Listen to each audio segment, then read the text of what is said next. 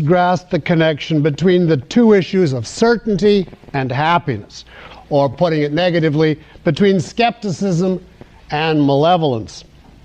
One of these issues comes from epistemology, one from ethics, yet they're intimately connected.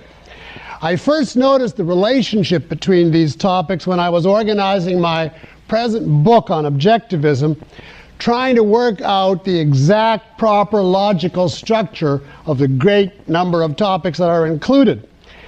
And I noticed that each of these topics, logically speaking, is the very last one in its department. Certainty is the final topic of epistemology. It's the culmination and conclusion of the subject, which presupposes all the other topics as its precondition. Similarly, happiness logically is the final topic of ethics.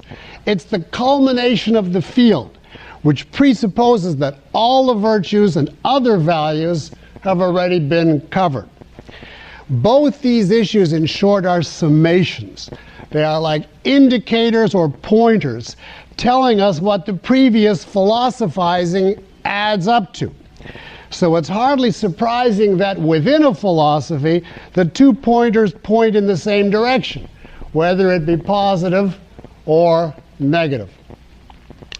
What I want to do this evening is first review the objectivist position on these two topics, certainty and happiness, covering the standard essential points, and in each case, a few points that I hope will be new to you. In any event, they have not yet been in print or given by me in lecture form. And then at the end, I'd like to stand back and see if we can identify the common root underlying objectivism's positive attitude on both these topics as against the widespread negative attitude. Let's start with a discussion of certainty as viewed by objectivism.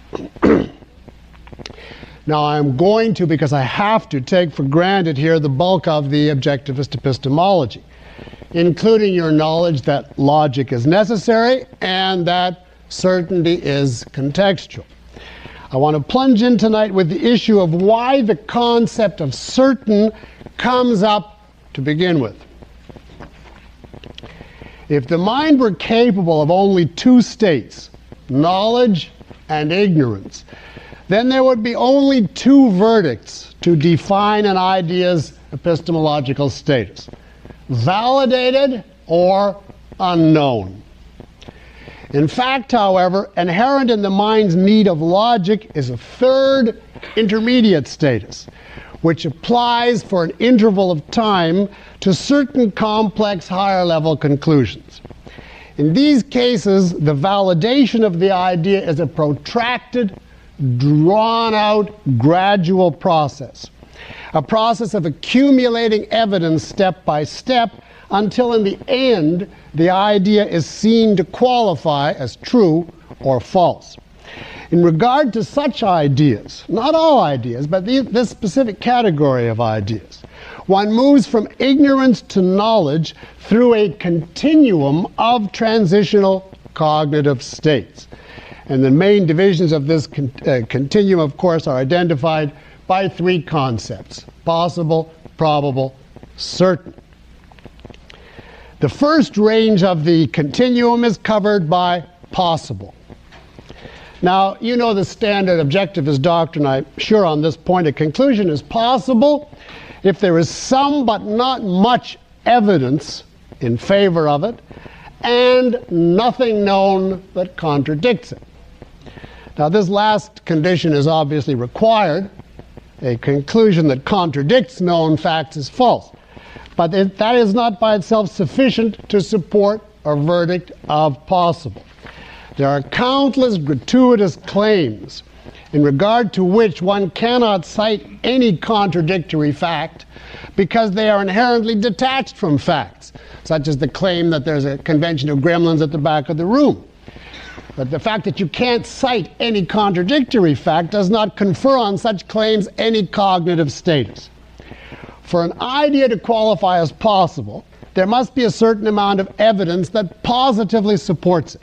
If there is no such evidence, the idea falls under a different concept. Not possible, but what? Arbitrary. Arbitrary statements, of course, are effusions unrelated to the evidential continuum, outside the realm of cognition. In other words, possible, like any legitimate term, denotes an objective concept. It does not offer anybody an epistemological free ride or blank check. To say maybe is to make a definite claim.